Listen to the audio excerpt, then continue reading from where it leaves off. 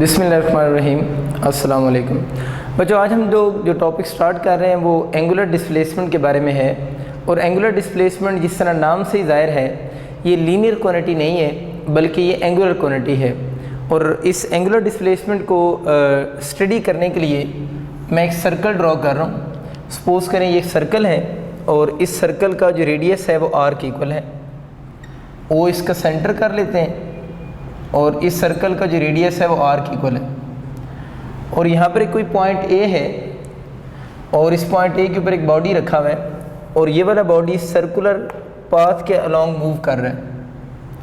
और ये बच्चों बॉडी पॉइंट ए से पॉइंट बी तक गया है। जब बॉडी पॉइंट ए से पॉइंट बी तक गया है तो बॉडी ने ये जो लीनियर डिस्टेंस कवर किया है ना, यानी इस लाइन के अलोंग बॉडी ने जो लीनियर डिस्टेंस कवर किया है उसको हम एस से डिनोट करते हैं।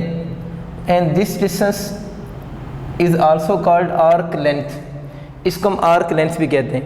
अब जब बॉडी ए से बी तक जा रहा है तो उसने इस कर्व के अलाउंग जो डिस्टेंस कवर किया है उसको हम एस से डिनोट करते हैं, उसे आर्क लेंथ बोलते हैं। तो अब इस सर्कल के सेंटर में भी कुछ डिस्प्लेसमेंट कवर हुआ है। तो सर्कल के सेंटर में जो डिस्प्लेसमेंट कवर हुआ है, this displacement is named as angular displacement. तो ये बस बात याद रखनी कि ये जो है वो एस है, जो ए से बी तक बॉडी ने कवर की है, इसको हम मीटर में मेजर करेंगे ना, ये आर्क लेंथ है। और इस सर्कल के सेंटर में ये जो एंगल बन रहा है, this angle is named as angular displacement. और अगर हम इन तीनों चीज़ों का आपस में लिंक डेवलप करें तो इनका लिंक ये जो बन रहा होता है वो s is equal to r theta होता है। यानी एस आर्क लेंथ है, आर उस सर्कल के रेडियस है और थीटा जिसे हम नाम दे रहे हैं एंगुलर डिस्प्लेसमेंट का। इस फार्मूला के बारे में आप लोगों ने याद रखना है। इस फार्मूला में जो थीटा एंगल है ना, this theta angle must be taken in radian. ये जो थीटा एंगल होता है इसको हमेशा आप लोगों ने किस में यूज़ करना है, रेडियन में यूज़ करना है। अगर हम इस एंगुलर डिस्प्लेसमेंट की यूनिट की बात करें तो एंगुलर डिस्प्लेसमेंट की यूनिट्स अगर हम देखें तो एंगुलर डिस्प्लेसमेंट की एक यूनिट तो बच्चे रेडियन होती है, जिसको आर ए डी से डिनोट करते हैं। एक इसकी यूनिट डिग्री होती है और एक एंगुलर डिस्प्लेसमेंट की यूनिट जो यूज़ होती है वो रेवोल्यूशन भी इसकी यूनिट होती है। तो ये तीनों इसकी यूनिट्स हैं। अगर पूछता है कौन सी यूनिट एंगुलर डिस्प्लेसमेंट की, तो आप लोगों ने ऑल ऑफ दिस यूज़ करना है, रेडियन भी, डिग्री भी और रेवोल्यूशन भी। फर्दर अगर आपका एमसीक्यू ये आता है कि इसकी एसआई यूनिट कौन सी है, तो याद रखना है कि रेडियन जो है वो एंगुलर डिस्प्लेसमेंट की एसआई यूनिट है। डिग्री और जो रेवोल्यूशन है इनको हम अदर यूनिट्स भी कहते हैं, यानी एसआई यूनिट्स तो नहीं है, इनको हम अदर यूनिट्स भी कहते हैं। या इनके लिए एमसीक्यूज़ में कभी कभार वर्ड यूज़ होता है एसआई एक्सेप्टेड यूनिट्स। ये बहुत इंपॉर्टेंट वर्ड है, इसको आप नोट करें, एसआई एक्सेप्टेड यूनिट्स। तो एसआई यूनिट होने में और एसआई एक्सेप्टेड यूनिट होने में फ़र्क होता है। तो अगर आ जाए कभी एसआई यूनिट कौन सी है तो वो रेडियन है, लेकिन डिग्री और रेवोल्यूशन के बारे में याद रखना है, इनको अदर यूनिट्स भी लोग बोलते हैं। और इन्हीं के बारे में हम एक और वर्ड यूज़ करते हैं, they are also named as SI accepted units. तो इनका हम एसआई एक्सेप्टेड यूनिट्स भी कहते हैं। चलिए ठीक हो गया। अब हमें पता है कि जैसे जैसे ये आर्क लेंथ इंक्रीज़ होगी, इन इस आर्क लेंथ के इंक्रीज़ होने से इस एंगल की वैल्यू भी क्या हो रही होगी, इंक्रीज़ होती जाएगी। तो जैसे आर्क लेंथ इंक्रीज़ होगी उससे ये थीटा जिसे हम एंगुलर डिस्प्लेसमेंट कहते हैं इसकी वैल्यू भी इंक्रीज़ हो रही है। अब अगर हम इसको वन कंप्लीट रेवोल्यूशन में देखें ना, तो वन कंप्लीट रेवोल्यूशन में, तो आप लोगों ने बच्चे याद रखना है कि वन कंप्लीट रेवोल्यूशन जो होता है उसमें आपके पास अगर रेडियन देखे जाएं तो 2 पाई रेडियन होते हैं और अगर डिग्री देखे जाएं तो 360 डिग्रीज होते हैं। तो ये बात आप लोगों को ऑलरेडी आइडिया भी है कि वन कंप्लीट रेवोल्यूशन में 2 पाई रेडियन होते हैं। रेवोल्यूशन इसे बोल रहे हैं कंप्लीट, ए से वापस ए पर आ जाना यूँ मूव करके। तो अगर बॉडी ए से वापस ए पर आ गया तो वन रेवोल्यूशन कंप्लीट हुआ और वन रेवोल्यूशन में 2 पाई रेडियन होते हैं, या इसको हम 360 डिग्री भी कह सकते हैं। पाई की वैल्यू अगर मैं यहाँ पर पुट कर दूँ तो पाई आपको पता है 3.14 होता है। तो इसका हम ये भी लिख सकते हैं कि वन कंप्लीट रेवोल्यूशन में 6.28 रेडियन होते हैं। तो एक ही बात है। तो अगर आपका एमसीक्यू होता है ना वन कंप्लीट रेवोल्यूशन के लिए कौन सा ऑप्शन करेक्ट है, 2 पाई रेडियन भी लिखा हुआ है, 360 डिग्री भी है और 6.28 रेडियन भी है। तो हमारा ऑप्शन जो बनेगा वो ऑल ऑफ दीज होगा कि सारे ऑप्शन करेक्ट हैं। ठीक होगी बच्चे बात। यहाँ से अब हम कुछ बहुत अच्छे और कॉमन अपने MCQ देखते हैं। देखिए एक चीज़ आप लोगों ने अभी पढ़ी है कि 2 पाई रेडियन जो होते हैं वो कितने डिग्री के इक्वल होते हैं, 360 डिग्री होते हैं। यहाँ से हम एक MCQ बनाते हैं। अब 1 बहुत फेमस MCQ है ये, 1 रेडियन को इसी साइड पे रहने दें, ये 2 पाई उस साइड पे जाकर डिवाइड हो जाएगा तो 360 डिग्री बाय 2 पाई हो जाएगा। बहुत सिंपल बात, ये 2 इस 360 से कैंसिल होकर 180 बन जाएगा। तो 1 रेडियन का आप लोगों ने MCQ याद रखना है, 180 डिग्री बाय पाई हो जाएगा। ये बहुत फेमस MCQs है और काफ़ी दफ़ा ये रिपीट हो चुका है एग्ज़ाम में कि 1 रेडियन किसकी इक्वल है, 180 डिग्री ओवर पाई होता है। इसको अगर हम बच्चे और फर्दर सॉल्व करें तो 1 रेडियन इक्वल टू 180 डिग्री, पाई को हम क्या लिख सकते हैं 3.14। तो 180 को अगर हम 3.14 से डिवाइड करें तो 1 रेडियन इक्वल टू होता है 57.3 डिग्री के। ये भी बहुत फेमस MCQs।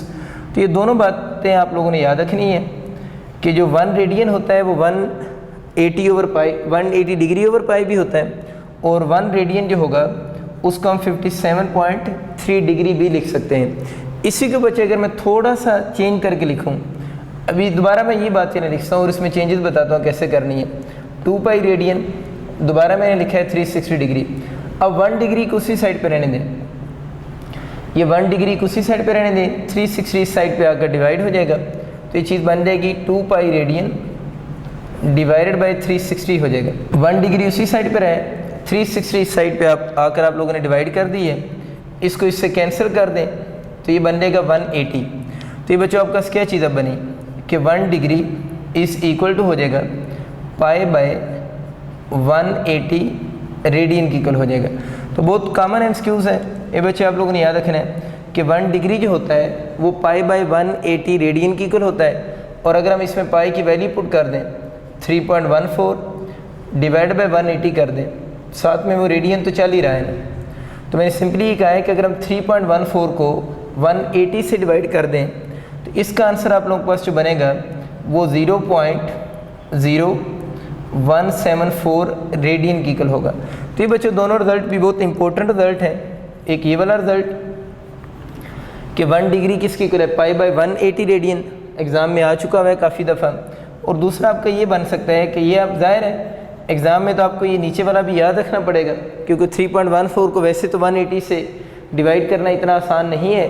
तो आप इस आंसर को थोड़ा माइंड में रख लें कि इसको अगर डिवाइड करें तो आंसर 180 डिग्री जो होगा वो 0.0174 रेडियन की इक्वल आपका आ रहा होगा।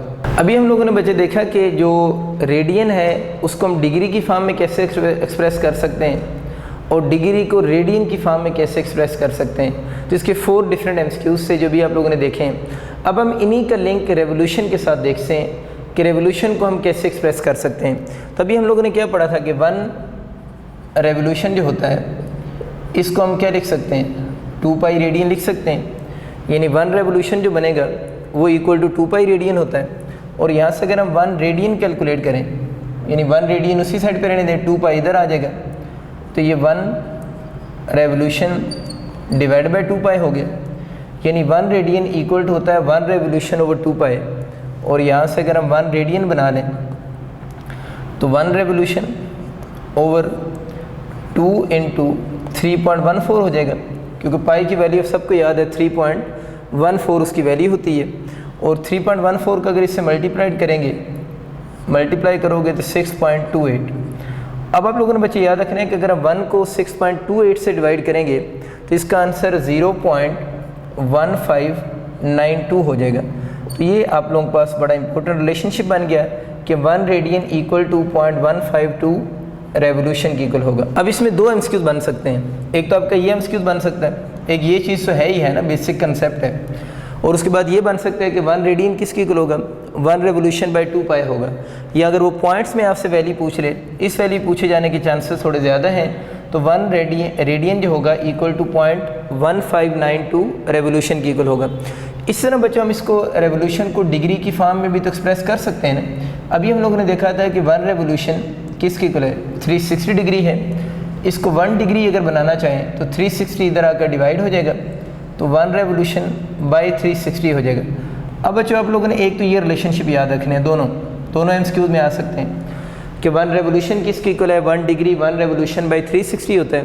अब अगर हम यहाँ से 1 डिग्री कैलकुलेट करते हैं तो हमें 1 डिवाइड बाई 360 करना पड़ेगा। तो अगर हम इसको डिवाइड करेंगे तो आंसर याद होना चाहिए 0.0027 रेवोल्यूशन की इक्वल होगा। तो ये आपका थर्ड एमसीक्यूज आ सकता है। ज़्यादातर इसके वैसे जो एमसीक्यूज आते हैं वो ये आते हैं, विच of the following is correct, which of the following is correct. A option ये लिखा होता है, बी ये लिखा होता है, सी ये, और डेल्टा ऑप्शन होता है ऑल। तो इसका ऑप्शन कौन सा होगा, ऑल ऑप्शन होगा। इसका भी सेम एमसीक्यूज बनता है, which of the following is correct, A option, B option, C option, और डेल्टा ऑप्शन लिखा होता है ऑल ऑफ अबव। तो इसका आंसर भी जो बनेगा वो ऑल ऑफ अबव ऑप्शन होगा। जो अभी हम लोगों ने फार्मूला पढ़ा है s is equal to r theta, इसके कुछ बेसिक एमसीक्यूज देख लेते हैं, इसके एमसीक्यूज किस टाइप के बनेंगे। एक चीज़ मैंने आपको बताई है कि एक इस फार्मूला में आप लोगों ने बस इस चीज़ का ख्याल रखना है कि theta must be taken in radian. इस फार्मूला में थीटा हम कभी डिग्री में यूज़ नहीं कर सकते, ये बात कन्फर्म पल्ले बांध लें कि जब भी इसका न्यूमेरिकल आएगा इस फार्मूला में तो थीटा आप लोगों ने किस में यूज़ करना है, रेडियन में। तो एक तो इसमें एस आर्क लेंथ के क्वेश्चन आएंगे, अगर आपको रेडियस और थीटा जो है वो रेडियन में गिवन हो, रेडियन में अगर डिग्री में गिवन है तो हम उसको रेडियन में कन्वर्ट कर सकते हैं, अभी हम लोगों ने फार्मूलाज पढ़ लिए हैं। एक तो इस टाइप के क्वेश्चन आएंगे। नेक्स्ट इसके क्वेश्चन ये भी आ सकते हैं कि अगर हम आर के क्वेश्चन पूछ रहे हैं रेडियस के, तो रेडियस किसी साइड पर रहने दे तो एस बाई कौन सा हो जाएगा, थीटा। यानी अगर आपको आर्क लेंथ और एंगल गिवन है तो आप रेडियस बता सकते हैं। या इसके नेक्स्ट क्वेश्चन ये आ सकते हैं, एंगल के अगर क्वेश्चन आ जाए, एंगल के अगर क्वेश्चन आ जाए तो उसका फॉर्मूला क्या बनेगा, एस बाई कौन सा होगा, आर होगा। तो अगर आपको आर्क लेंथ और रेडियस गिवन है तो आप थीटा बता सकते हैं। आपको आर रेडियस अगर पूछा हुआ है उसके लिए आपको arc length over angle given हो तो आप क्या बता सकते हैं, रेडियस। तो ये बहुत सिंपल सी प्रैक्टिस है, आप इसमें से कुछ वैल्यूज़ पुट करके खुद से भी क्वेश्चन इसके बना सकते हैं। बाकी आपको इसमें इस तरह के काफ़ी सारे एमसीक्यूज़ मेरी बुकलेट में से मिल जाएंगे। एक एमसीक्यूज़ हम देखते हैं इससे रिलेटेड ताकि आपकी थोड़ी सी प्रैक्टिस हो जाए। एमसीक्यूज़ आप यूँ देख लें, is moving in a circular path, तो बता रहे हैं कि body is moving in a circular path of radius 1 metre, यानी बॉडी जिस सर्कल में मूव कर रहा है उसका रेडियस आपको 1 मीटर गिवन है। Calculate arc length, arc length किससे कहते हैं, एस के बारे में आपसे पूछ रहा है। If it forms an angle of 90 degree, और आपको थीटा गिवन है जो कि 90 डिग्री है। तो देख लें उसमें उसने आर्क लेंथ पूछा हुआ है, तो ये वाला फार्मूला अप्लाई होगा। तो आप सिंपली इस केस में क्या लिखेंगे, s is equal to r theta. अब इसमें इशू सिर्फ एक ही है कि theta must be taken in radian, लेकिन इस क्वेश्चन में थीटा आपको किस में गिवन है, वो डिग्री में गिवन है। तो आप लोगों ने थीटा को किस में, रेडियन में पहले कन्वर्ट करना है, तो फार्मूला करेक्ट अप्लाई होगा। तो आप एक सिंपल सा हाल ही याद रख लें, पाई रेडियन इज इक्वल होता है 180 डिग्री के। इसी को हम बेस बनाकर बाकी रिलेशनशिप बना सकते हैं। अगर इसको मैं 2 से डिवाइड करूं तो पाई बाई 2 रेडियन जो बच्चे बनेगा यहाँ से वो कितने डिग्री की इक्वल होगा, pi by 2 radian is equal to होगा 90 डिग्री के। इसी तरह अगर हम इसको पाई बाई 3 रेडियन बना लें, यानी इसको 3 से डिवाइड करें तो पाई बाई 3 रेडियन इक्वल होगा 60 डिग्री के। इसी तरह पाई बाई 4 रेडियन की अगर हम बात करें तो pi by 4 radian equal to 45 होगा, और पाई बाई 6 रेडियन अगर हम बनाएं यहाँ से तो वो इक्वल टू 30 डिग्री होगा। तो हमारे मोस्ट कॉमन जो एंगल यूज़ होते हैं वो यही हैं, या 90 यूज़ होता है, 60, 45, 30। तो उसके आप लोगों ने अभी साथ में रेडियन याद रख लेने हैं कि उसको हम इजीली रेडियन में अब कन्वर्ट कर सकते हैं। ठीक हो गया। तब देखिए 90 डिग्री है ना हमारे पास क्वेश्चन में, तो 90 डिग्री के कितने रेडियन होते हैं, पाई बाई 2 रेडियन होंगे। तो s is equal to, radius आपको कितना गिवन है, 1 गिवन है, और एंगल आप लोगों ने यहाँ रेडियन में यूज़ करना था, तो पाई बाई 2 रेडियन वो बन रहा है। तो इसका आंसर जो कह रहे हैं s is equal to pi by 2 होगा। अब देखिए इसमें आगे भी बड़ी चीज़ें हैं, इसने पाई बाई 2 मीटर भी लिखा हुआ है और पाई बाई 2 रेडियन भी लिखा हुआ है। तब इसका आंसर पाई बाई 2 मीटर होगा या पाई बाई 2 रेडियन होगा।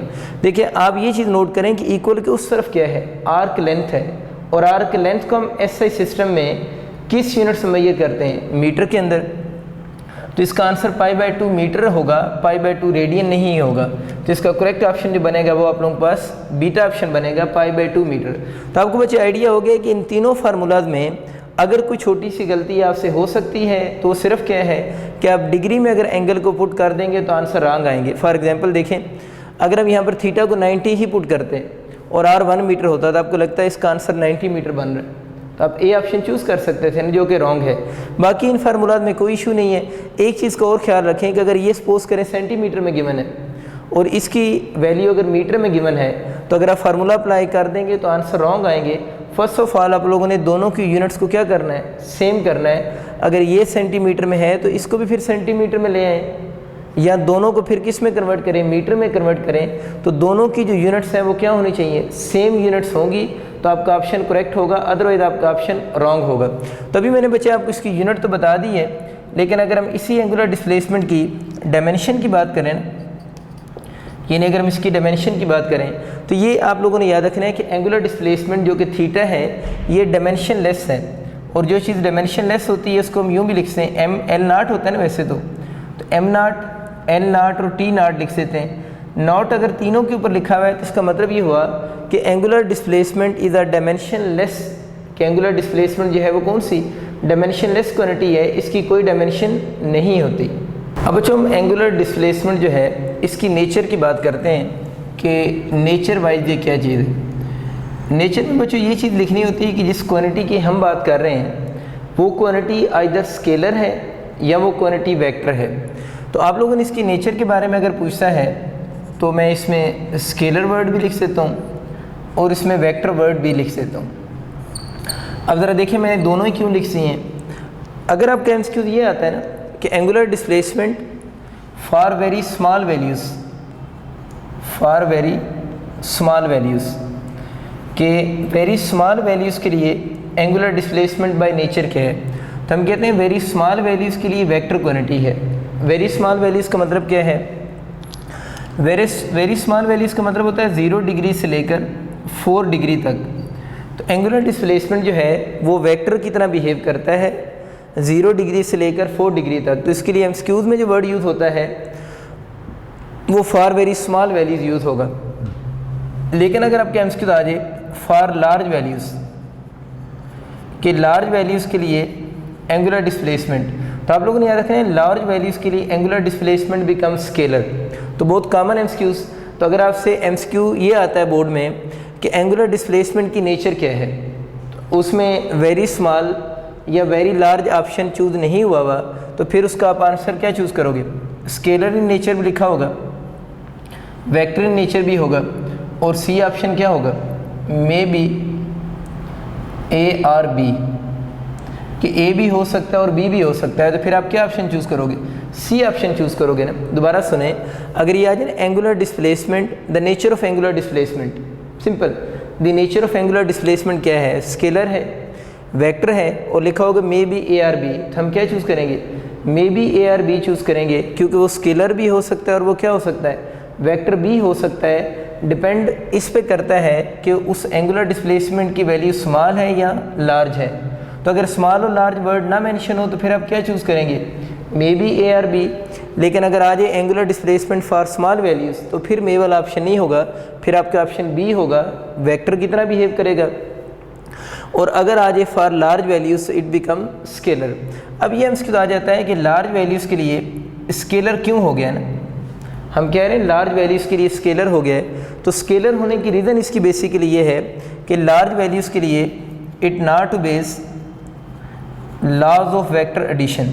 आप लोगों को बच्चों ऑलरेडी ये चीज़ पता है कि किसी भी क्वांटिटी के वेक्टर होने के लिए उसके पास मैग्नीट्यूड होनी चाहिए, और मैग्नीट्यूड में दोनों चीज़ें आ जाती हैं, नंबर भी और उसकी यूनिट भी, प्लस डायरेक्शन होनी चाहिए, मैग्नीट्यूड डायरेक्शन, और मैग्नीट्यूड में दोनों चीज़ें होती हैं, नंबर भी और प्रॉपर यूनिट भी। दूसरी क्या चीज़ बताइए, डायरेक्शन। और तीसरी जो मेन चीज़ होती है वो क्वांटिटी उस वक्त वेक्टर होगी जब वो ओबे करेगी लॉज ऑफ वेक्टर एडिशन को। तो हम कहते हैं एंगुलर डिस्प्लेसमेंट जो है वो स्केलर इसलिए हो गया है कि वो किसको ओबे नहीं करता, not obeys laws of vector addition. और ये कब ओबे नहीं करेगा, फॉर किसके लिए, लार्ज वैल्यूज़ के लिए। और कितनी लार्ज होंगी, जब 4 डिग्री से ग्रेटर होंगी तो उस वक्त ये लॉज ऑफ वेक्टर एडिशन को ओबे नहीं करता। तो इसकी नेचर जो होगी वो आपके पास कौन सी क्वांटिटी बन जाएगी, स्केलर क्वांटिटी हो जाएगी। दूसरा आप लोगों ने बच्चे याद रखनी, अभी हम बात कर रहे थे इसकी जो एसआई यूनिट रेडियन है। रेडियन के बारे में एक और चीज़ भी आप लोगों ने याद रखनी है, रेडियन जो है वो यूनिट है प्लेन एंगल की। Radian is a unit of plane angle. Plane angle का मतलब क्या है, ये उस एंगल की यूनिट है जो एंगल 2 डायमेंशन में बनता है। रेडियन डिग्री एक ही बात है। ये सारी यूनिट्स जो हम पढ़ रहे हैं ये सारी यूनिट्स किसकी हैं? प्लेन एंगल की यूनिट है। प्लेन एंगल मीन 2 डायमेंशन में बनता है। थोड़ी बात मैं और एक्सप्लेन करता हूँ। देखिए हम लोगों ने इस रेडियन को डिफ़ाइन करने के लिए, हम लोगों ने इस थीटा को कह लें, इस थीटा को डिफ़ाइन करने के लिए हम लोगों ने सर्कल यूज़ किया है ना। यानी इस थीटा एंगल को डिफ़ाइन करने के लिए हम लोगों ने क्या यूज़ किया है? एक सर्कल यूज़ किया है। सर्कल ख़ुद जो है वो कितने डायमेंशन की फिगर है? जो सर्कल है वो होता है बच्चे 2 डायमेंशन में। सर्कल 3D में नहीं होता। जो सर्कल है वो किस में होता है? 2 डायमेंशन में होता है। तो याद रखना है कि ये जो सर्कल 2 डायमेंशन में है, तो यहाँ पर जो एंगल बन रहा है जिसकी ऐसा यूनिट रेडियन है, वो एंगल की फिर कौन सी यूनिट होगी? यूनिट ऑफ प्लेन एंगल होगी। और प्लेन एंगल इसको इसीलिए कहते हैं कि ये वाला एंगल किस में बन रहा होता है? 2 डायमेंशन में बनता है। एक बात होगी। दूसरी बात आप लोगों ने बच्चे याद रखनी है कि यहाँ से अगर हम रेडियन को डिफ़ाइन करना चाहें ना, यानी 1 रेडियन के लिए अगर आपसे पूछता है कौन सा ऑप्शन करेक्ट होगा, देखिए अभी हम लोगों ने क्या पढ़ा है? S इज़ इक्वल टू क्या होता है? आर थीटा होता है। अगर इसमें मैं थीटा को 1 रेडियन पुट कर दूं, बहुत सिंपल तरीके से बता रहा हूं, अगर थीटा को मैं 1 रेडियन पुट कर दूं तो S इज़ इक्वल टू क्या हो जाएगा? आर के इक्वल हो जाएगा। तो आप लोगों ने याद रखना है कि अगर आप केमिस्ट्री आता है ना, कौन सा ऑप्शन करेक्ट है फॉर 1 रेडियन, तो आप लोगों ने ये कहना है कि when arc length, this arc length become equal to the radius of the circle, कि जब ये arc length radius of circle के इक्वल हो जाए उस वक्त सर्कल के सेंटर में जो एंगल बनेगा वो 1 रेडियन होगा। कहने का मकसद ये है कि अगर ये आर्क लेंथ 5 सेंटीमीटर है तो सर्कल का रेडियस भी कितना हो जाए? 5 सेंटीमीटर ही हो जाए। तो अब इस केस में जो एंगल बनेगा यहाँ पर वो बच्चों कितने रेडियन होगा? 1 रेडियन होगा। तो 1 रेडियन होने के लिए कौन सा ऑप्शन करेक्ट होगा? आप लोगों ने ये वाला करेक्ट चूज़ करना है। When arc length become equal to the radius of circle, then आपके पास जो एंगल होगा वो 1 रेडियन होगा। अगर हम चाहें तो हम एंगल को डिफ़ाइन भी कर सकते हैं कि एंगल की अगर हम यहाँ से डेफिनेशन लिखें ना, एंगल जो होता है वो बच्चों रेशो को कहते हैं। और किस चीज़ की रेशो होती है? आर्क लेंथ की to the radius of circle के साथ, to the radius of circle के साथ। बहुत आसान सी बात और बहुत कॉमन एमसीक्यूज़ कि अगर आपसे पूछता है कि कौन सा ऑप्शन एंगल के लिए करेक्ट है, तो एंगल रेशो होती है आर्क लेंथ की to the radius of circle के साथ। थोड़ी देर पहले हम यहाँ पर पाई का भी जिक्र कर रहे थे। पाई की वैल्यू तो मैंने आपको बताई ना 3.14 होती है। पाई के अगर बारे में पूछे पाई क्या चीज़ है, तो पाई भी रेशो होती है। आपको पता है कि सर्कल की जो कंप्लीट लेंथ होती है उसको हम सर्कमफेरेंस कहते हैं ना, यानी सर्कल की कंप्लीट लेंथ को हम क्या कहते हैं? सर्कमफेरेंस। तो पाई बच्चों रेशो होती है सर्कमफेरेंस ऑफ सर्कल की। Pi is a ratio of circumference of circle की to the diameter of circle के साथ। यानी इसके नीचे रेडियस नहीं आता है, इसके नीचे डायमीटर आता है ना। तो pi is the ratio of circumference of circle to the diameter of circle. और पाई के बारे में आप लोगों ने याद रखना है इसकी no unit and dimension, no unit and dimension, इसकी कोई यूनिट और डायमेंशन नहीं होती। और इस पाई की अगर वैल्यू की बात करता है तो पाई की जो वैल्यू बनती है वो 3.14 होती है। और अभी मैंने इसके बारे में आपको बताया कि इसकी ना तो यूनिट होती है और ना ही इसकी कोई डायमेंशन होगी। अब बच्चों हम देखते हैं कि जो एंगुलर डिस्प्लेसमेंट है उसके क्लॉक से रिलेटेड किस तरह के क्वेश्चन आ सकते हैं। जो क्लॉक है बच्चे उसके ऊपर आप सबको आइडिया है कि 3 डिफरेंट टाइप्स की नीडल लगी होती हैं। एक आपके पास लेट से मैं एक क्लॉक स्केच करता हूँ, ये कोई क्लॉक है, इसके ऊपर 3 डिफरेंट टाइप्स की नीडल होती हैं। एक आपकी मिनट हैंड होती है, एक आवर हैंड होती है और एक सेकंड हैंड होगी ना। तो तीनों के एंगुलर डिस्प्लेसमेंट के क्वेश्चन आ सकते हैं। तो सबसे पहले हम एंगुलर डिस्प्लेसमेंट के जो सेकंड हैंड के क्वेश्चन आते हैं उनकी बात करते हैं। देखिए मुझे ये बताएं कि जो सेकंड हैंड है वो अगर यहाँ से चलना शुरू हुई है और उसने अपना 1 कंप्लीट रोटेशन किया है, तो 1 कंप्लीट रोटेशन में उसने कितने सेकंड कवर किए होंगे? 60 सेकंड कवर किए होंगे। यानी यहाँ से अगर वो चलना शुरू हुई है और वापस उसी जगह पर पहुँच गई है तो उसके 60 सेकंड कंप्लीट हुए होंगे। अब ये सोचो 60 सेकंड में यानी रोटेशन कंप्लीट हुआ है और एक कंप्लीट रोटेशन में अगर डिग्रीज देखे जाए तो कितने डिग्रीज होते हैं? 360 डिग्री होते हैं। तो 60 सेकंड उसके 360 डिग्री को शो करेंगे। ये 0 से कैंसिल हो जाएगा। तो 1 second is equal to 36 degree by 6 हो जाएगा। इसको इससे कैंसिल कर दें तो 1 second is equal to 6 degree होगा। तो अगर आपका एमसीक्यू आता है ना 1 सेकंड शोज़, तो आप लोगों ने कहना है 1 सेकंड जो होगा वो 6 डिग्री को शो करेगा। या अगर आपका इस तरह के एमसीक्यू यूँ आ जाता है, एमसीक्यू चेंज होकर कि 5 सेकंड्स कितने डिग्रीज को शो करता है, तो ये आपका स्केल बनी हुई है।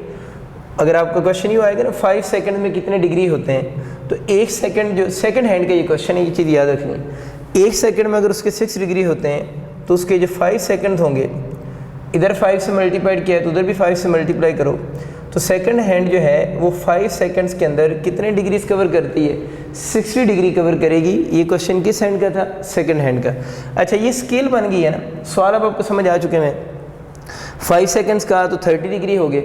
अगर वो यहाँ 5 सेकंड्स की बजाय कहता है कि सेकंड हैंड जो है वो 10 सेकंड में कितने डिग्री कवर करती है, इधर भी 10 से मल्टीप्लाई उधर भी 10 से मल्टीप्लाई, तो 10 सेकंड में कितने डिग्री, 60 डिग्री उसके कवर होंगे। अच्छा, एक तो ये रिलेशन हो गया। इसी रिलेशनशिप को हम बच्चे रेडियन की फॉर्म में भी बना लेते हैं। दोबारा ऊपर वाली बात लिख रहा हूँ कि 60 सेकंड में, यानी कंप्लीट रोटेशन में 60 सेकंड कवर किए सेकंड हैंड ने, तो रेडियन कितने कवर किए होंगे, इसके 2 पाई रेडियन कवर हुए होंगे।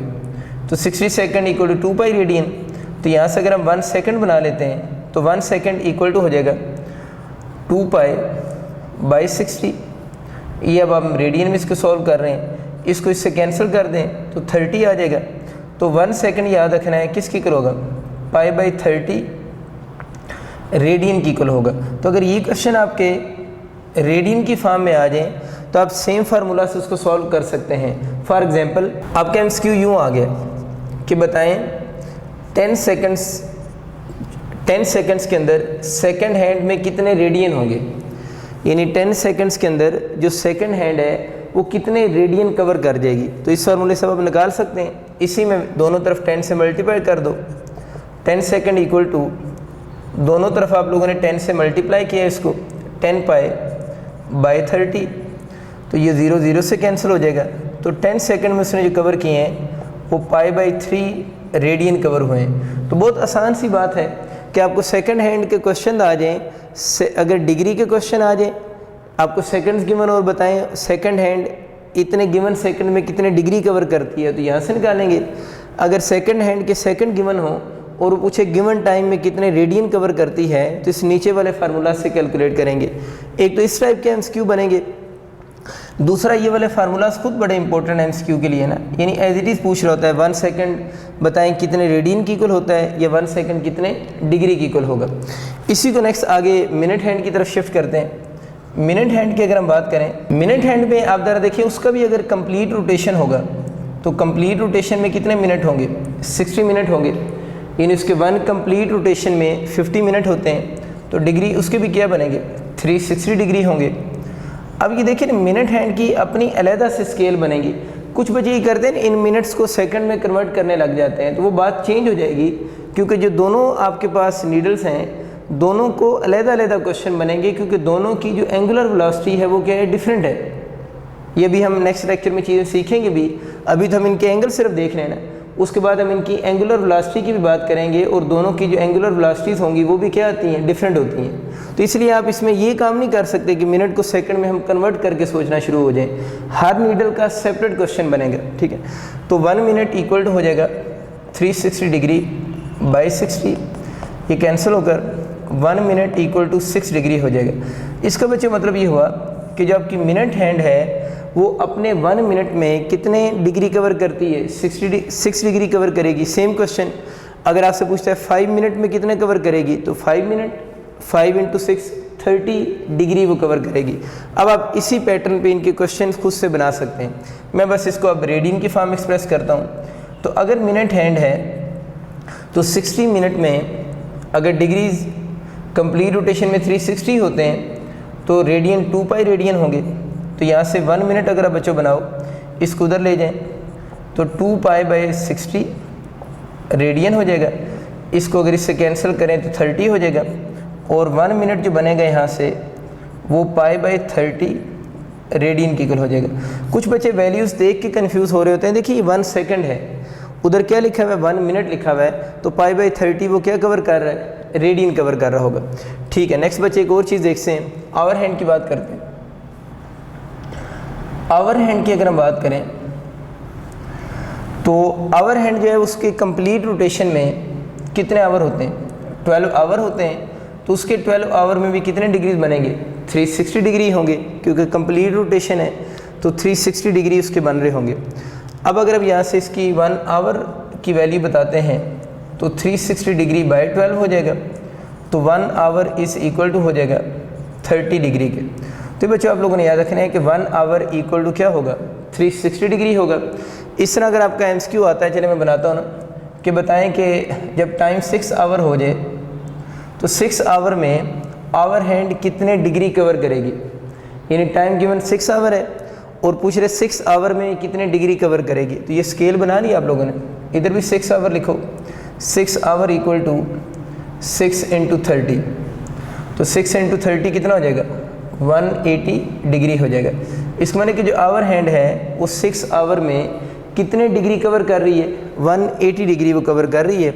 स्केल बन गई, आपको क्वेश्चन का पैटर्न भी आइडिया हो गया। अब जो नेक्स्ट इसी को हम लोग रेडियन की फॉर्म में भी एक्सप्रेस कर लेते हैं। 12 आवर कंप्लीट रोटेशन में कितने रेडियन होंगे, 2 पाई रेडियन बने, और अगर हम 1 आवर के लिए स्केल बना लें तो 2 पाई बाई 12, ठीक है, 12 इधर आकर डिवाइड हो जाएगा, ये इससे कैंसिल होगा, तो पाई बाई 6 रेडियन हो जाएगा। तो ये इसकी स्केल आप लोगों ने याद रखनी है, किसके लिए बन रही है, आवर्स के लिए बन रही है, कि 1 आवर जो होगा दैट इज़ इक्वल होगा पाई बाई 6 रेडियन की इक्वल होगा। बस ये आप लोगों ने थोड़ा पैटर्न याद रखना है कि क्लॉक के रिलेटेड जो क्वेश्चन है वो इस तरह की बन सकते हैं। आपको जब स्केल याद होंगी तो कोई भी गिवन टाइम हो तो उसके अंदर आप डिग्री या रेडियन की फॉर्म में उसको एक्सप्रेस कर सकते हैं, लेकिन क्वेश्चन अटैम्प्ट करते हुए ये लाजमी देख लेना है कि वो क्वेश्चन किस हैंड का है, वो सेकंड हैंड है, वो मिनट हैंड है, या वो आवर हैंड का क्वेश्चन है। अभी बच्चों हम बात कर रहे थे कि एंगुलर डिस्प्लेसमेंट जो है वो वेक्टर क्वांटिटी है but small values of angle के लिए, और वो स्मॉल वैल्यूज़ ऑफ एंगल जो हैं वो 0 डिग्री से लेकर 4 डिग्री तक होंगे। अब एंगुलर डिस्प्लेसमेंट अगर वेक्टर क्वांटिटी है तो इसकी डायरेक्शन भी तो होगी, यानी अगर ये वेक्टर क्वांटिटी है तो इसकी डायरेक्शन भी होगी, और इसकी जो डायरेक्शन है वो हम फाइंड आउट कर सकते हैं by using right hand rule. यानी एंगुलर डिस्प्लेसमेंट वेक्टर क्वांटिटी है फॉर स्मॉल वैल्यूज़, तो इसकी हम डायरेक्शन को फाइंड आउट कर सकते हैं for by using right hand rule. अब राइट हैंड रूल कैसे अप्लाई करेंगे, देखिए बॉडी अगर सर्कल में मूव कर रहा है, मैं चलिए 2 सर्कल बना रहा हूँ, बॉडी अगर सर्कल में मूव कर रहा है तो 2 पॉसिबिलिटीज़ हैं, यानी बॉडी अगर सर्कल में मूव कर रहा है तो मैं बता रहा हूँ उसकी 2 पॉसिबिलिटीज़ हैं। ये मैंने स्मॉल एंगल शो की है। पहली पॉसिबिलिटी क्या है कि बॉडी जिस सर्कल में मूव कर रहा है उस सर्कल के अंदर बॉडी जो है वो एंटी क्लॉकवाइज मूव करे, जिसने इस केस में कैसे मूव कर रहा है, एंटी क्लॉकवाइज। और दूसरी पॉसिबिलिटी ये है कि बॉडी जिस सर्कल में मूव कर रहा है उस सर्कल में फिर बॉडी क्लॉकवाइज मूव करे। तो इस केस में मैं लिख सकता हूँ कि बॉडी कैसे मूव कर रहा है, एंटी क्लॉकवाइज, और इस केस में बॉडी कैसे मूव कर रहा है, क्लॉकवाइज। अब आप लोगों ने एक और बात याद रख लें कि एंगुलर डिस्प्लेसमेंट जो है तो vector quantity for small values, और एंगुलर डिस्प्लेसमेंट को हम एक्सियल वेक्टर बी कहते हैं। यानी एंगुलर डिस्प्लेसमेंट जो है वो वेक्टर क्वांटिटी है, वो बार बार रिपीट कर रहा हूँ स्मॉल वैल्यूज़ के लिए, लेकिन इसके लिए एक और वर्ड यूज़ करते हैं, स्पेशल नेम जो इसका, ये एक्सियल वेक्टर है। अगर 2 ऑप्शन हो, एंगुलर डिस्प्लेसमेंट वेक्टर क्वांटिटी और एक्सियल वेक्टर है, तो फिर हम प्रेफर किसको करेंगे, एक्सियल वेक्टर को प्रेफर करेंगे। जितनी भी एंगुलर क्वांटिटीज़ हैं ना, जितनी भी एंगुलर क्वांटिटीज़ हैं, एंगुलर क्वांटिटीज़ के मैं कुछ का नाम लिख देता हूँ। टॉर्क है, एल सिंबल होती है एंगुलर मोमेंटम की, थीटा भी हम पढ़ रहे हैं एंगुलर डिस्प्लेसमेंट, ओमेगा हम पढ़ेंगे एंगुलर वेलोसिटी है, अल्फ़ा हम पढ़ेंगे एंगुलर एक्सेलरेशन है। तो इस तरह की जितनी भी एंगुलर क्वांटिटीज़ होती हैं वो सारों के बारे में एक लफ्ज़ कॉमन है कि वो सारे एक्सियल वेक्टर्स हैं। तो इसका मतलब थीटा ही खाली एक्सियल वेक्टर नहीं है, यानी थीटा यानी एंगुलर डिस्प्लेसमेंट सिर्फ एक्सियल वेक्टर नहीं है, बल्कि ये सारी जो एंगुलर क्वांटिटीज़ हैं जो कोई वेक्टर्स हैं तो ये सारे एक्सियल वेक्टर्स हैं। वेक्टर तो समझ आता है, एक्सियल का मतलब क्या है ना, एक्सियल का मतलब होता है कि इन सब की डायरेक्शन जो होगी, एक्सियल मीन एक्सिस से लफ्ज़ बना ना, इन सब की direction along axis of rotation होती है, direction along axis of rotation होगी। तो बहुत सिंपल सी बात और बहुत कॉमन बात होगी ना कि सबके लिए एक वर्ड कॉमन हो गया कि इन सब की जो डायरेक्शन है वो अलॉन्ग एक्सिस ऑफ क्या होगी, रोटेशन के अलॉन्ग होगी। अब वो डायरेक्शन हम निकालेंगे कैसे, तो एंगुलर डिस्प्लेसमेंट के लिए आपको रूल बता रहा हूँ। कि एंगुलर डिस्प्लेसमेंट की डायरेक्शन फाइंड आउट करने के लिए हम राइट हैंड रूल यूज़ करते हैं। राइट हैंड रूल क्या है कि आप लोगों ने अपने राइट हैंड की फिंगर्स को आप यूँ समझे ना कि जो सर्कल है वो हॉरिजेंटल सर्कल है, यानी बॉडी जो है वो हॉरिजेंटल प्लेन में मूव कर रहा है। तो आप लोगों ने एंगुलर डिस्प्लेसमेंट की डायरेक्शन के लिए राइट हैंड रूल इस तरह अप्लाई करना है कि curl the finger of right hand in the direction of rotation of body. जिस डायरेक्शन में बॉडी रोटेट कर रहा है अपने राइट हैंड की फिंगर्स को कर्ल करें। तब इमेजिन करो ना ये बॉडी हॉरिजेंटल सर्कल में है और एंटी क्लॉकवाइज मूव कर रहा है, तो यूँ फिंगर्स कर्ल होंगे ना, तो थंब किधर जा रहा है, अपवर्ड। हम बोलेंगे इस केस में अगर बॉडी हॉरिजेंटल सर्कल मूव कर रहा है तो इसके एंगुलर डिस्प्लेसमेंट की डायरेक्शन किधर होगी, अपवर्ड होगी। अपवर्ड कब होगी, जब बॉडी एंटी क्लॉकवाइज मूव करेगा। और अब अगर बॉडी क्लॉकवाइज मूव कर रहा है, अगेन आप हॉरिजेंटल सर्कल समझ रहे हैं, तो फिर अगर हम फिंगर्स को कर्ल करेंगे, यूँ कर्ल करो ना एंटी क्लॉकवाइज, तो थंब डाउनवर्ड आएगा। तो हम बोलेंगे इस केस में जो एंगुलर डिस्प्लेसमेंट है उसकी डायरेक्शन किधर होगी, डाउनवर्ड होगी। ये तो मैंने अप एंड डाउनवर्ड वर्ड बोले हैं किसके लिए, हॉरिजेंटल सर्कल के लिए। अब अगर बोर्ड के ऊपर तो आपको ये वर्टिकल सर्कल नज़र आ रहा है, इसके लिए अगर हम डायरेक्शन निकालें तो फिंगर्स को यूँ कर्ल करें तो थंब किधर आ रहा है, आउटवर्ड आ रहा है। तो वर्टिकल सर्कल के लिए अगर बॉडी एंटी क्लॉकवाइज मूव करे तो इसके एंगुलर डिस्प्लेसमेंट की डायरेक्शन किधर होगी, आउटवर्ड होगी। इसी तरह अगर अगेन ये वर्टिकल सर्कल है तो इसके एंगुलर डिस्प्लेसमेंट की डायरेक्शन निकालेंगे तो यूँ फिंगर्स को कर्ल करेंगे तो इसके एंगुलर डिस्प्लेसमेंट की डायरेक्शन किधर होगी, इनवर्ड होगी। तो इसका मतलब ये हुआ कि ये जो डाउनवर्ड और इनवर्ड हैं ये डिपेंड करते हैं कि बॉडी किस प्लेन में मूव कर रहा है। तो बॉडी जिस प्लेन में मूव करेगा उसके अकॉर्डिंग आप डायरेक्शन बताएंगे किधर होगी। लेकिन एक चीज़ और कॉमन है, वो क्या कॉमन है कि इस केस में अगर बॉडी जिस प्लेन में बॉडी मूव करेगा ना, अगर बॉडी हॉरिजेंटल प्लेन में है, किसमें, हॉरिजेंटल प्लेन में, तो जितनी भी एंगुलर क्वांटिटीज़ होंगी इसको सिर्फ ना समझे ना, सबके लिए कॉमन बात समझे, सबके लिए बात कर रहा हूँ। अगर बॉडी यूँ जिस प्लेन में बॉडी मूव कर रहा होता है एंगुलर क्वांटिटीज़ की डायरेक्शन उस प्लेन में नहीं होती बल्कि उस प्लेन के परपेंडिकुलर होती है। जिस तरह अभी ये वाला बॉडी किस प्लेन में यूँ मूव कर रहा है, बोर्ड के ऊपर वर्टिकल प्लेन में मूव कर रहा है, तो इस केस में जो एंगुलर डिस्प्लेसमेंट की डायरेक्शन यूँ निकालोगे तो किधर आएगी, आउटवर्ड नहीं आएगी। तो मैं कह सकता हूँ कि एंगुलर डिस्प्लेसमेंट आउटवर्ड है। तो एंगुलर डिस्प्लेसमेंट की डायरेक्शन जिस प्लेन में बॉडी मूव कर रहा है उस प्लेन के साथ कितने डिग्री एंगल बना रही है, 90 डिग्री। यही बात मैं आपको समझाना चाह रहा हूँ कि एंगुलर डिस्प्लेसमेंट एक्सियल वेक्टर है, इसकी direction along axis of rotation होगी और इसकी डायरेक्शन निकालेंगे किस रूल से, राइट हैंड रूल से। कैसे निकालेंगे, फिंगर्स को कर्ल करेंगे in the direction of rotation. Thumb आपको डायरेक्शन देगा किस चीज़ की, एंगुलर डिस्प्लेसमेंट की। अगर बॉडी एंटी क्लॉकवाइज मूव कर रहा है तो अपवर्ड डायरेक्शन होगी, मैं लिख देता हूँ ना, अगर एंटी क्लॉकवाइज मूव कर रहा है तो डायरेक्शन अपवर्ड होगी या फिर किधर होगी, आउटवर्ड होगी। और अपवर्ड हम कब बोलेंगे, जब बॉडी किस प्लेन में मूव करेगा, बताओ शाबाश, हॉरिजेंटल प्लेन में, ऐसे ही है ना। और इस केस में आउटवर्ड कब होगी, जिस तरह अब इधर आउटवर्ड आ रही है ना, तो बॉडी किस प्लेन में है, वर्टिकल प्लेन में। चलें आपके लिए बातें अब याद रखना ज़्यादा आसान होगी कि एंटी क्लॉकवाइज डायरेक्शन में अगर बॉडी एंटी क्लॉकवाइज मूव कर रहा है तो एंगुलर डिस्प्लेसमेंट अपवर्ड भी हो सकता है और आउटवर्ड भी। अपवर्ड कब होगा, जब बॉडी हॉरिजेंटल प्लेन में मूव करेगी। और अगर जिस तरह बॉडी ये वर्टिकल प्लेन में मूव कर रहा है तो इस केस में इसकी जो डायरेक्शन होगी वो किधर होगी, आउटवर्ड आ रही है। अब मुझे क्लॉकवाइज के लिए लिखवाओ, अगर बॉडी क्लॉकवाइज मूव करे तो एंगुलर डिस्प्लेसमेंट की डायरेक्शन किधर होगी। देखिए इस केस में अगर बॉडी यूँ हॉरिजेंटल प्लेन में मूव कर रहा है तो किधर होगी, डाउनवर्ड होगी। इसका मतलब ये हो कि इसकी डायरेक्शन डाउनवर्ड कब होगी, किसकी डायरेक्शन की बात हो रही, थीटा की। जब बॉडी कैसे मूव करेगा, किस प्लेन में मूव करेगा, हॉरिजेंटल प्लेन में। हॉरिजेंटल प्लेन में अगर मूव करेगा तो उसकी डायरेक्शन डाउनवर्ड होगी। और अगर बॉडी क्लॉकवाइज मूव कर रहा है जिस तरह बोर्ड के ऊपर है, ये तो वर्टिकल प्लेन है ना, इस केस में किधर होगी, इनवर्ड होगी। तो अगर बॉडी क्लॉकवाइज मूव करेगा तो एंगुलर डिस्प्लेसमेंट की डायरेक्शन इनवर्ड होगी। और कब होगी, जब बॉडी किस प्लेन में मूव करेगा, वर्टिकल प्लेन में मूव करेगा।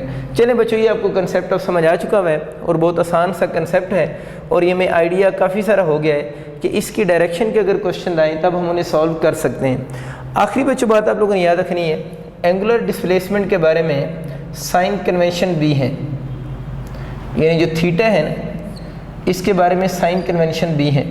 लेकिन अभी हम बात कर रहे हैं कि बॉडी की जो मोशन है वो एंटी क्लॉकवाइज भी हो सकती है और बॉडी की मोशन क्या हो सकती है, क्लॉकवाइज भी हो सकती है। तो इसकी साइन कन्वेंशन इसी बेस पर है। एक कन्वेंशन दिया है कि अगर बॉडी एंटी क्लॉकवाइज मूव करे तो हम फिर इस एंगल को एंटी क्लॉकवाइज मेजर करेंगे ना, और अगर हम इस एंगल को थीटा को एंटी क्लॉकवाइज मेजर करें तो आप लोगों ने याद रखना है इस एंगल का साइन कौन सा होगा, पॉजिटिव साइन होगा। यानी if angular displacement is measured in the anti clockwise direction, तो फिर उसका साइन हम क्या लेंगे, पॉजिटिव लेंगे। मतलब कहने का ये है कि अगर आपसे कोई बंदा कहता है यहाँ से यहाँ तक बॉडी एंटी क्लॉकवाइज मूव कर रहा है और उस बॉडी ने 20 डिग्री एंगल कवर किया, तो आप बताएं वो +20 होगा -20 होगा, वो एंगल +20 डिग्री होगा। यानी बॉडी एंटी क्लॉकवाइज मूव कर रहा है और आपको क्वेश्चन आ जाता है उसका एंगुलर डिस्प्लेसमेंट कितना होगा, +20 होगा -20 होगा, तब क्या चूज़ करेंगे, +20 कब चूज़ करेंगे, जब आप एंगुलर डिस्प्लेसमेंट को कैसे मेजर करेंगे, एंटी क्लॉकवाइज डायरेक्शन में मेजर करेंगे। और अगर हम उसी एंगुलर डिस्प्लेसमेंट को क्लॉकवाइज डायरेक्शन में मेजर करें, यानी थीटा अगर हम क्लॉकवाइज मेजर करें, इस तरह बॉडी यहाँ से यहाँ तक आ रहा है, इस केस में हम थीटा को कैसे मेजर कर रहे हैं, क्लॉकवाइज। तो अगर हम थीटा को क्लॉकवाइज मेजर करेंगे तो आप लोगों ने याद रखना है angular displacement is taken as negative. तो एंगुलर डिस्प्लेसमेंट पॉजिटिव कब होगा, जब बॉडी कैसे मूव करेगा, एंटी क्लॉकवाइज। और अगर बॉडी कैसे मूव करेगा, क्लॉकवाइज मूव करेगा, तो उस केस में थीटा के साथ कौन सा साइन आएगा, नेगेटिव साइन आएगा। दोबारा बच्चे रिपीट कर रहा हूँ कि एंगुलर डिस्प्लेसमेंट खुद क्लॉकवाइज या एंटी क्लॉकवाइज नहीं, जो एंगुलर डिस्प्लेसमेंट है उसकी जो डायरेक्शन है वो क्लॉकवाइज या एंटी क्लॉकवाइज नहीं होती। एंगुलर डिस्प्लेसमेंट की जो डायरेक्शन है वो अलॉन्ग एक्सिस ऑफ क्या होगी, रोटेशन होगी। ये बात आप लोगों ने याद रखनी है। और साइन कन्वेंशन आपको क्या बताई है कि अगर बॉडी एंटी क्लॉकवाइज मूव करेगा तो उसका थीटा का साइन पॉजिटिव लिखा जाएगा, और अगर बॉडी क्लॉकवाइज मूव कर रहा है तो उसका थीटा का साइन हम क्या लेंगे, नेगेटिव ले रहे होंगे। आप सबका बहुत शुक्रिया, अल्लाह हाफिज़।